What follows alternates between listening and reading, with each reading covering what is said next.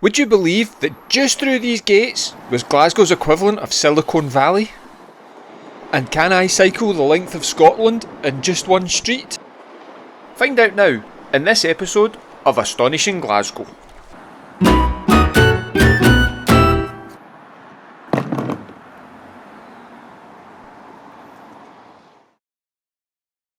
In this episode, I'm going to focus on a half-mile stretch of road that you would never know was once at the pinnacle of technology. It features a building designed by Glasgow's most famous architect and was the scene of one of Glasgow's darkest days that brought tragedy to the streets of the city. My tour starts at the junction of Scotland Street and Shield Road. That is why the subway station is called Shield Road and not Scotland Street, even though it is now on Scotland Street.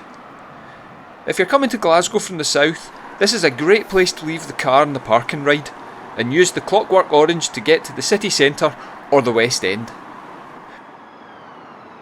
Random fact, however, park at the end of the car park and you're actually a shorter walk to the platforms at West Street subway station. But the really interesting stuff on Scotland Street is on the other side. Would you believe that hidden under all the scaffolding is one of Glasgow's architectural treasures? Below the steel web is the Charles Rennie Mackintosh designed Scotland Street School, which was completed in 1906. This makes it a couple of years older than the more famous and equally scaffold-encrusted Glasgow School of Art. You will need to trust me that what's under here deserves its place on the list of Glasgow's most important buildings. The building served as a school until it closed in 1979, and you would be forgiven for wondering why a school would be built when there's not a single house to be seen. Hard to believe now, but the Kingston area that the school served was at one time jam-packed with row upon row of tenement housing to supply the shipyards and dockyards of the nearby Clyde. With the decline of industry on the Clyde and the demolition of tenement housing, the area's population began to drop, but the fate of Kingston as a neighbourhood was sealed in the 1970s with the building of the Kingston Bridge and the M8 motorway which served it. This is how we now have a primary school in an area with no children. Scotland Street School Museum is due to reopen in the next year or two, and is well worth a visit, even though there's nothing else to see down here. Or is there? But before we continue the tour, please remember to hit that like and subscribe button. It costs nothing, and it really helps out my channel. Now if you're feeling really generous and want to help me make more videos about Astonishing Glasgow, then hit that super thanks button to make a small donation. Everything is appreciated. Thank you very much. On with the video, and we move next door to the school to this collection of derelict buildings. The oldest of these buildings is to be found at 173 Scotland Street. Built in 1896, this was the superintendent's house. The engine hall is next door, and the boilers were behind.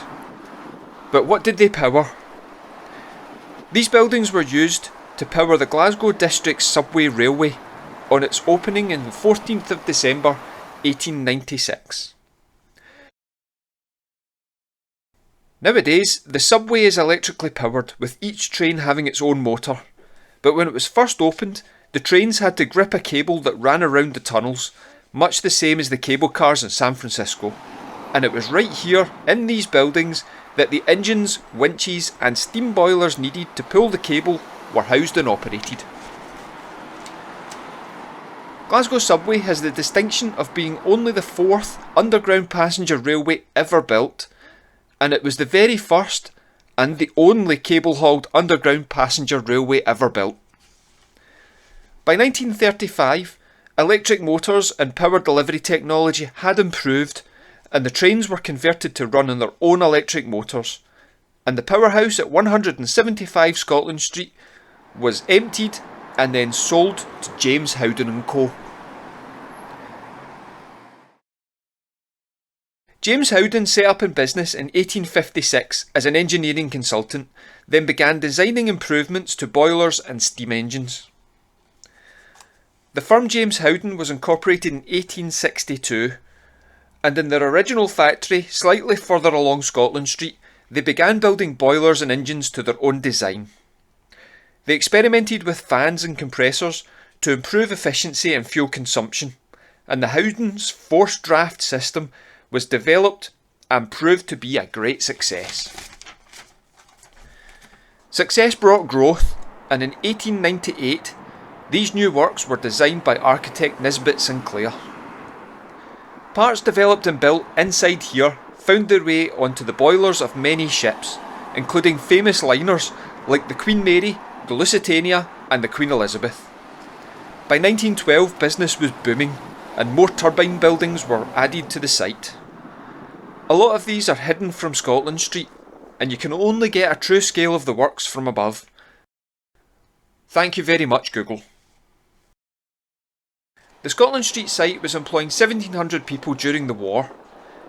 Sunderland flying boat hulls, torpedo bomber fuselages and wing flaps for Lancaster bombers were all produced here. And it was around this time that the old Subway Powerhouse became part of the factory, being used as a pattern shop and a canteen. Post-war, the Scotland Street site would continue to be at the cutting edge of technology. A new lab complex was built in the 1950s, and Howden's design for cooling fans would see their equipment installed in the Windscale atomic plant in 1956.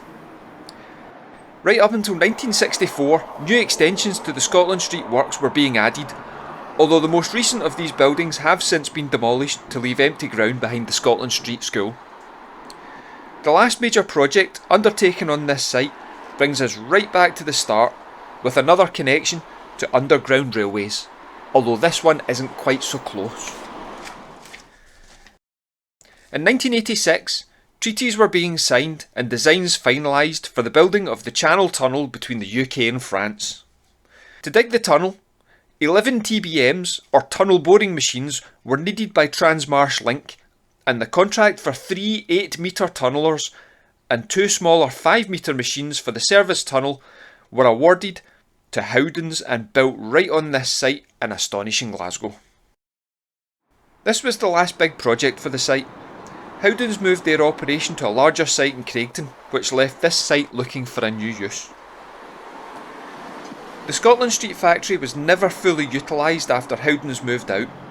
I do remember a scrapyard being here, and using it to buy parts in the early 2000s, thinking to myself how luxurious it was to be removing parts with a roof over my head instead of rolling about in a puddle outside. Today the buildings are in a bad way, but there may be a saviour on the horizon. Developers Zephyr Scotland Limited have produced plans for housing and business use on the site. It restores and maintains the historic buildings whilst building new units to the rear. As much as I would like it to be a museum or heritage site, the money is in housing, and if it means the buildings are preserved, then it's better than demolition, and it will hopefully bring some life back to this area. As I ride along the recently added separated bike lane, there's not an awful lot more of interest on Scotland Street. It's mostly just businesses, indoor football centres and car washes. That is until it comes to the end where it meets the junction with West Street. I wasn't 100% sure I wanted to end the episode with tragedy, but I think the next story deserves to be shared for the memory of those involved. West Street used to connect to the end of Scotland Street with a junction, but the events of September the 19th, 1994 would lead the junction to being redesigned.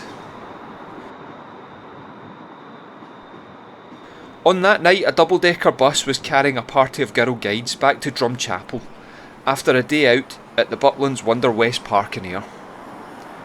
The driver of the bus was on a private hire, so did not know the route, and mistakenly found himself on West Street when looking for the on-ramp to the Kingston Bridge. At 13 foot high, the bus passed under the first bridge, but the second bridge had a maximum clearing of 10 foot 6 inches, which struck the top deck and ripped the roof off the bus. In the accident, guides Catherine McKnight and Margaret Riddick, both 10 years old, and guide leaders Mary McCresson, 39, and Rena Dougal, 47, all lost their lives, with 10-year-old Laura Cullen dying from her injuries a few days later.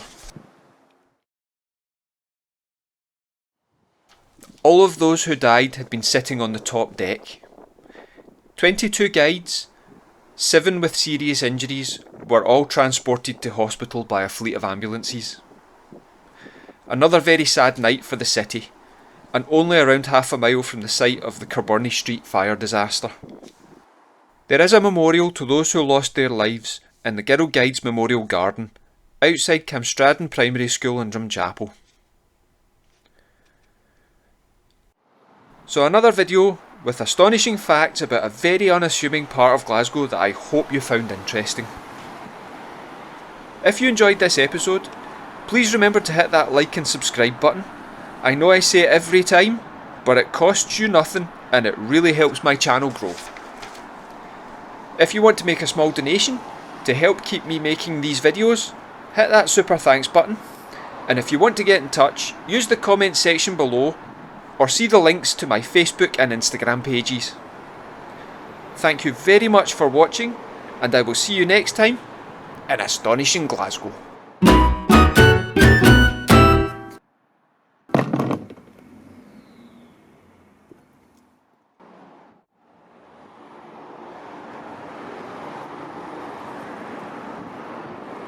Right, I'm away for a rolling sausage with ketchup and potato scone and a nice warm cup of tea. Thanks again.